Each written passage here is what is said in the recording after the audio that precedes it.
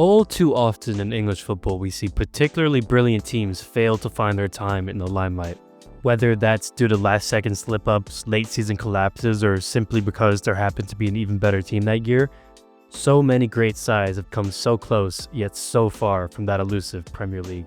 In this video, I'm going to identify and present to you, for your viewing pleasure, my lovely viewers, the 5 greatest Premier League sides to make that perilous journey to the top of the table, only to drop out when it mattered the most. These nearly men's stories are going to consist of individual seasons rather than longer time frames. I'm going to focus mainly on the quality of the sides, the football they put on display, as well as their ultimate record that season. From Maurizio Pochettino's Spurs to Kevin Keegan's Entertainers, here are the 5 best teams to never win the Premier League.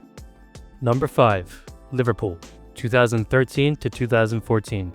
Starting us off is that absolutely bonkers Liverpool team that finished on 84 points behind City in the 13-14 season. While they might only be the 5th best Premier League side to never win the title, they very well could win the prize for the most entertaining team in the history of the English top flight. That's particularly down to the absolutely devastating Suarez-Sturridge duo who tore the league to shreds that year, scoring 52 goals between them, with Suarez getting 31 of those. That Suarez stat is even more mental considering he missed 4 games due to the suspension he served after biting Ivanovic, and he didn't even take penalties, a responsibility given to captain Steven Gerrard. I'm not sure if it's truly appreciated how great the Uruguayan was that year. I mean, if he did take penalties, Haaland's 36 goals in his debut campaign would be history compared to Liverpool striker. It wasn't just Suarez that made the team great that year, however, with strike partner Daniel Sturridge getting a very impressive campaign with 21 goals himself, and a notable run at the beginning of the season where it looked like the Englishman could put anything away that came to him. The Reds also saw the emergence of a young Raheem Sterling who picked up 9 goals, a young Brazilian playmaker in Coutinho who's underway in his first full season, scoring 5 and laying on 7, and a reinvention of the legendary Steven Gerrard, who moved away from his traditional box-to-box midfield role in favor of a quarterback role where he looked to sit deep and spray balls across the pitch. All this talent culminated in a Liverpool title push under Northern Irishman Brendan Rodgers, with a particularly notable 11-game winning streak from February to April that catapulted them up the league. They were certainly the hottest team that season, because during that run they were winning games 4-3, 3-2, and 6-3. It was sustainably unsustainable form, with the nature of results giving the Reds the label of a glass cannon, a team that scored loads but conceded almost just as many. This meant, by the end of the season, Liverpool had scored a staggering 101 goals, just 1 behind title winners City. However, this impressive feat was countered by an equally impressive, although for different reasons, 50 goals conceded, a stat that saw them place 7th in the defensive record table behind teams like Southampton and Crystal Palace. They were playing at 100 miles per hour every single week, and when the pressure of the 25th Hillsborough anniversary and the nearing trophy finally hit by the end, they simply ran out of emotional and physical fuel. In Liverpool's 3-2 win over City in April, Jordan Henderson was sent off in the dying embers of the game for a lunging tackle on Samir Nasri. Henderson was the only player of the legs to cover the ground for Gerrard and Coutinho.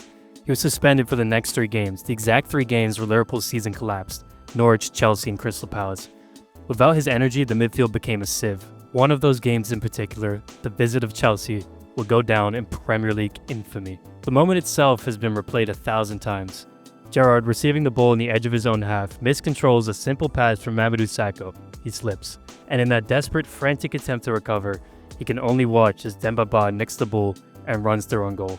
It was the final kick of the half, a moment of individual misfortune that felt in many ways like the air being sucked out of the entire stadium. What happened next was the ultimate head loss by Steven Gerrard, spending the entire second half blasting long-range shots into the crowd. He felt he had to single-handedly rescue the moment, but conversely, he ended up ensuring that everyone would remember this moment forever. Liverpool ended up losing the title by 2 points that year to City, and the Reds could never really recover after that, with Suarez, Gerrard, and Sterling leaving soon after. Sturridge was hampered by constant injuries, and Brendan Rodgers was ultimately sacked, paving the way for incoming Jurgen Klopp and a new era for the Reds. Number 4. Newcastle, 1995 to 1996. Nicknamed the Entertainers, Newcastle played a brand of high-octane, heavy-metal football long before the likes of Jurgen Klopp had even reached the touchline. They were a side defined by the flair of David Ginola, the goals from a peak Les Ferdinand, and the creative genius of Peter Beardsley in an era when English football was accused of being boring and direct. For the first half of the season, Newcastle didn't just look like champions-elect, they looked like the only team in England actually enjoying themselves. Fast forward then to January 20th, 1996. With goals from Paul Kitson and Peter Beardsley, Newcastle had just beat Bolton 2-1 to go 12 points clear of Manchester United.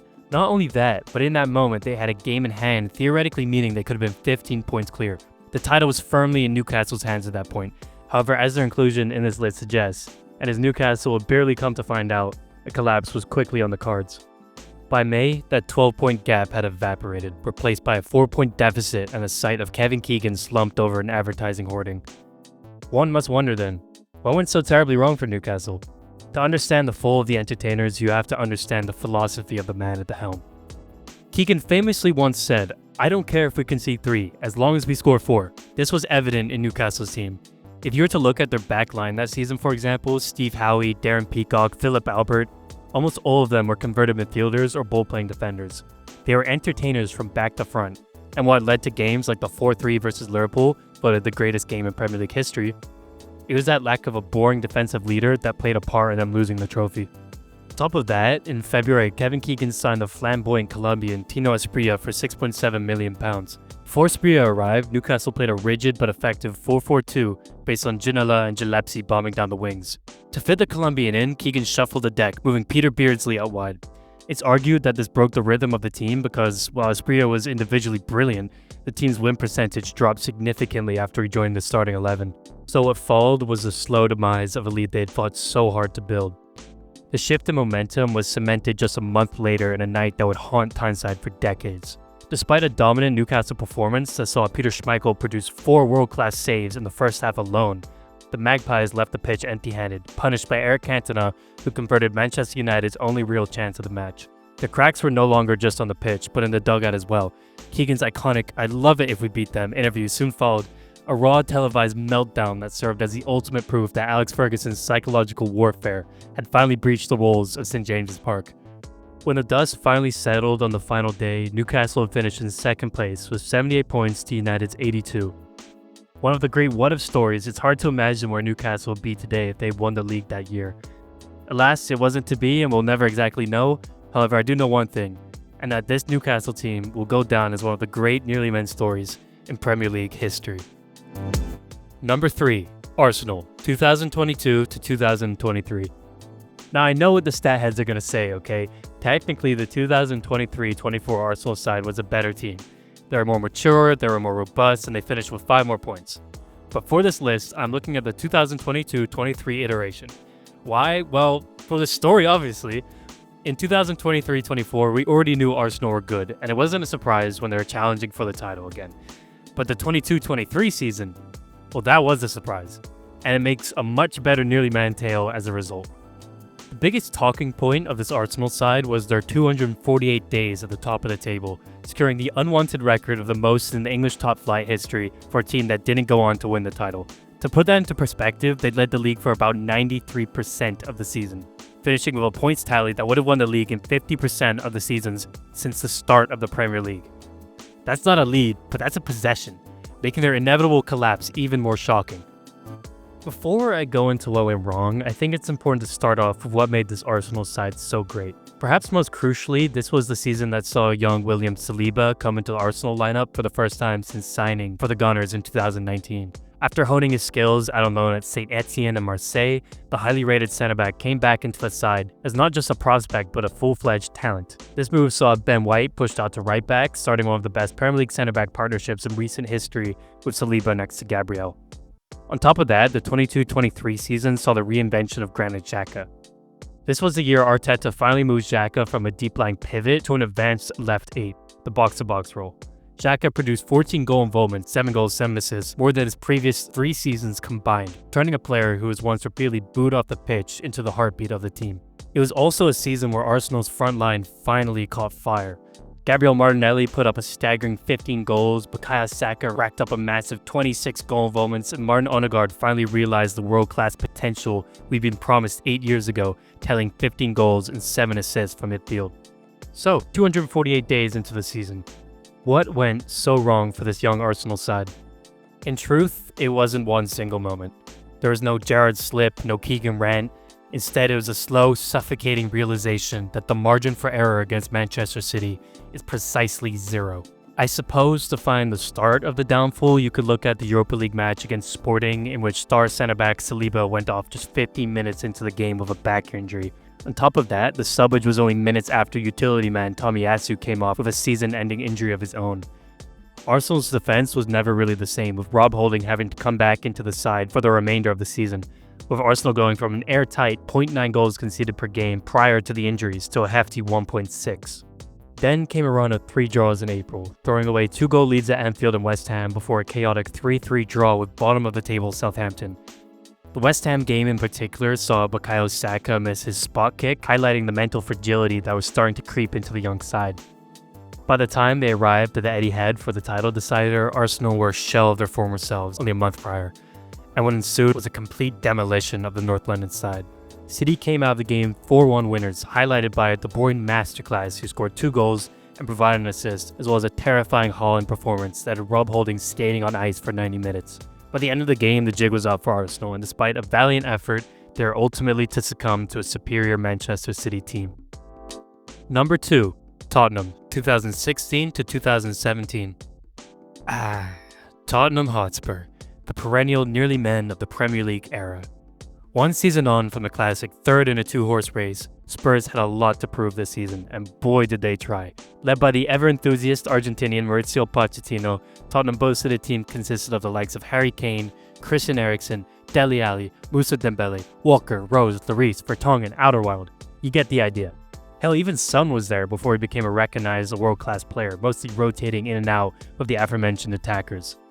So given all that talent, the question must be asked, what exactly happened? Well, unlike the rest of the inclusions in this list so far, Tottenham really didn't do that much wrong that season. They went undefeated at home, winning 17 and drawing 2. They boasted both the best defense and attack in the league, with the rock-solid centre-back pairing of Vertonghen and Alderweireld, and world-class striker Harry Kane up front, who won the Golden Boot with 29 and 30. And they had the complete emotional backing of the fan base, with the club playing its final season at the old White Hart Lane. The real reason Tottenham finished second wasn't due to a collapse in form or a bottle in a crucial match, but rather a testament to the freakish Chelsea side they're up against, who went rampant that season, finishing on 93 points, 7 clear of Spurs. It's almost a statistical anomaly then. The Spurs side finished with a goal difference of plus 60, better than Chelsea, and better than almost any runner-up in history. They're led by a 20-year-old Dele Alli, who is playing with a level of arrogance and flair that saw him rack up 18 goals from midfield. Alongside him, Christian Eriksen was the league's premier architect, and Heung-min Son was just beginning to show the world that he was much more than a rotation player. But if I were to find the moment the dream died, I would have to point you towards a fateful Friday night in early May. Spurs traveled to the London Stadium to face a West Ham side that, on paper, they should have brushed aside. They'd won 9 games in a row leading up to it, they were breathing down Chelsea's neck, but in a tense, claustrophobic atmosphere, Spurs blinked. The scrappy Manuel Lanzini goal in the 65th minute condemned them to a 1-0 defeat. It was the only time that season they truly looked Spursy, dominating possession but lacking the clinical edge when it mattered the most. Chelsea won the league a few days later, but Spurs didn't let their heads drop. They finished the season by putting 7 past Hull and 6 past Leicester, almost as if to prove a point to the history books.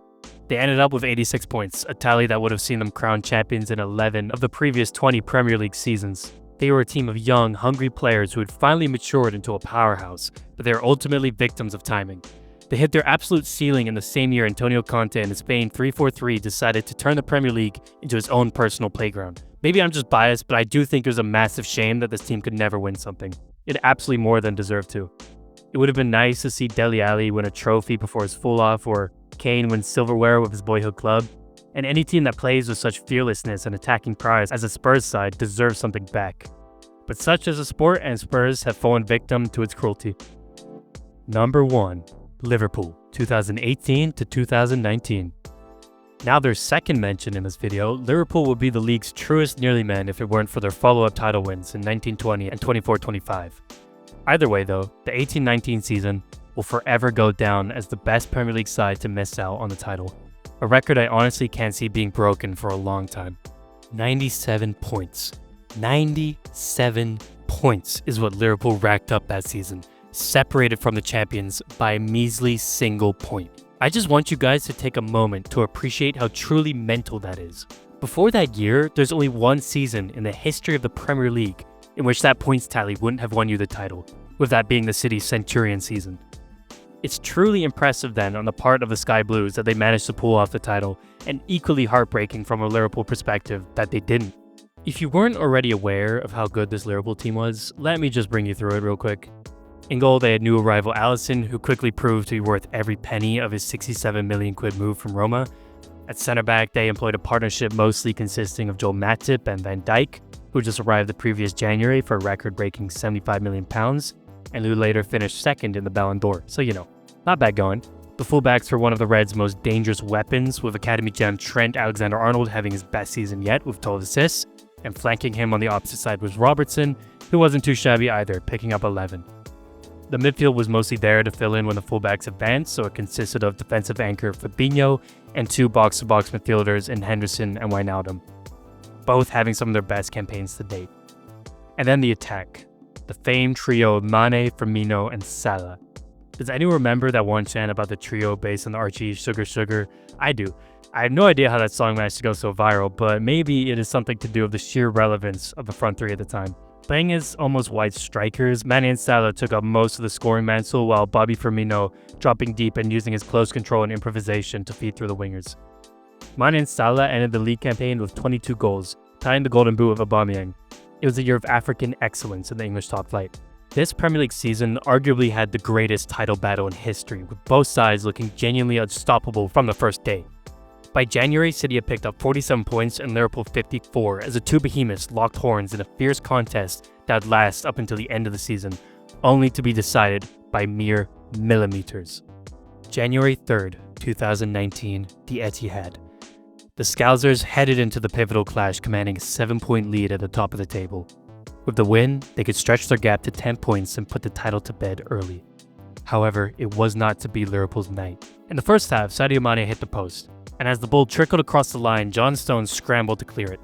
Technology later showed the ball was 11.2 millimeters away from being a goal. 11 millimeters. If that ball travels the width of a fingernail further, Liverpool likely draw that game, stay unbeaten, and win the league. Instead, City won 2-1. It was Liverpool's only defeat of the entire season. They finished the season with 9 straight wins, including a 2-0 victory over Wolves on the final day. They did everything perfectly. They reached a level of excellence that would have won them the league in 116 out of the 118 years of English football history. But in 2019, they weren't just playing against history. They were playing against the Pep Guardiola side that refused to blink. 97 points, 1 defeat, and a silver medal. It is, without a doubt, the greatest nearly man story the world will ever see. Well, there we have it. The most official and comprehensive list of the best teams to never win the Premier League that you'll ever see. I really hope you enjoyed this video. I put a lot of effort into this one particularly, and I would be super grateful if you could hit the like button. Hey, maybe even subscribe. You don't have to, I'm not gonna pressure you. And maybe comment, so you can help my young channel grow. Other than that, thank you to those of you who've come this far, and have a great rest of your day. See ya.